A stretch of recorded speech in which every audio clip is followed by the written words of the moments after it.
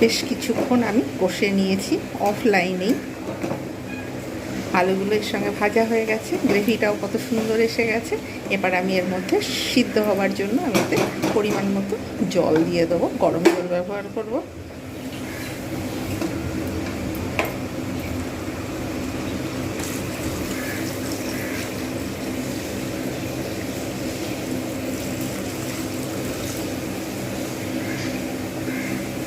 গরম জল ব্যবহার করেছি।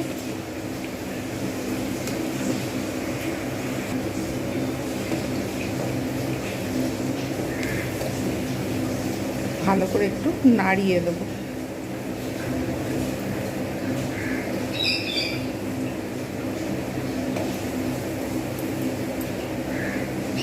এবার এর মধ্যে দিয়ে দেবো হোমমেড ধনে জিরে গুঁড়ো, আমার চ্যানেলেই রয়েছে।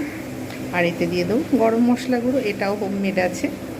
ব্যাস দিয়ে দিলাম। এবার আঁচ মিডিয়াম করে ভালোভাবে এটাকে ফুটতে দেবো যতক্ষণ পর্যন্ত না সিদ্ধ হচ্ছে।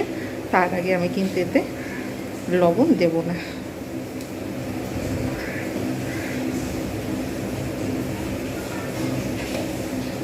সুতরাং এবার এটা হতে থাক, আমি এটাকে ঢাকনা দিয়ে রেখে দিই। কিছুক্ষণ পর ফিরে আসছি।